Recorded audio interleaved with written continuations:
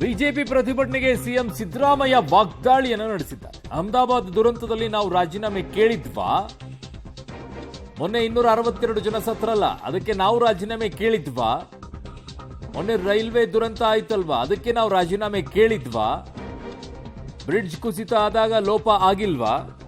ಕೇಳಿದ್ದಾರೆ. ಸೆಂಟ್ರಲ್ ಅಲ್ಲಿರುವಂತ ನಾಯಕರುಗಳೆಲ್ಲ ರಾಜೀನಾಮೆ ಕೇಳುವವರಿಗೆ ಏನ್ ನೈತಿಕತೆ ಇದೆ ಅಂತ ಸಿಎಂ ಅವರು ಹೇಳಿರೋದು ರಾಜಕೀಯ ಪ್ರೇರಿತವಾಗಿ ಇದು ಅಂತ ಆರೋಪ. ಇದಕ್ಕೆ ನೀವು ಕೇಳಿದ್ರ ಕುಂಭಮೇಳದಲ್ಲಿ ಮೊನ್ನೆ ಸತ್ರ ಅಲ್ಲ 242 ಜನ, ಅದಕ್ಕೆ ಯಾಕೆ ರಾಜೀನಾಮೆ ಕೊಡಬೇಕು? ಮೊನ್ನೆ ಅಲಹಾಬಾದ್ ಆಮೇಲೆ ಗೋಧ್ರಾ ಇನ್ಸಿಡೆಂಟ್ ನಲ್ಲಿ ಸತ್ರಲ್ಲ, ಅದ್ಯಾರಕ್ಕೆ ಕೊಡೋದು ಜವಾಬ್ದಾರಿ? ರೈಲ್ವೆ ಇದರಲ್ಲಿ ಸತ್ರಲ್ಲ, ಅದಕ್ಕೆ ಯಾರು ಜವಾಬ್ದಾರಿ ಕೊಡೋದು?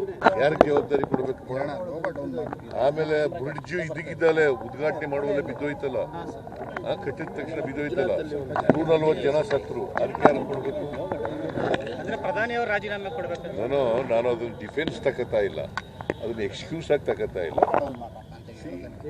ರಾಜೀನಾಮೆ ಕೇಳ್ತಕ್ಕಂಥ ಇವರು what moral write these people have?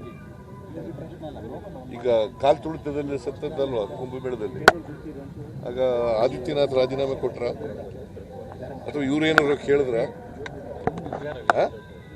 ಇವ್ರು ಕೇಳಿದ್ರೇನ್ರಿ? ಮತ್ತೆ ಈಗೇನ್ ಇದಕ್ಕಿದೆಲ್ಲ ಏನು ರಾಜಕೀಯಕ್ಕೋಸ್ಕರ ಮಾಡ್ತಾ ಇದ್ದಾರೆ. ಸೊ ರಾಜಕೀಯದಲ್ಲಿ ಎಲ್ಲರೂ ಕೂಡ ನೈತಿಕ ಹೇಳ್ತಾ ಇದ್ರಲ್ಲ ಸರ್, ನೈತಿಕತೆ ಎಲ್ಲಿ ಉಳ್ಕೊಂಡಿದೆ? ಯಾರಿಗೂ ಉಳ್ಕೊಂಡಿಲ್ಲ.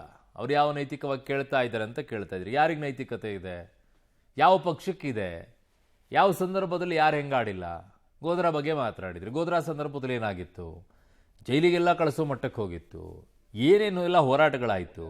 ಮೌತ್ ಕಾ ಸೌದಾಗರ್ ಅನ್ನುವಂಥ ಶಬ್ದಗಳ ಬಳಕೆ ಆಯಿತು. ಒಂದ ಎರಡ?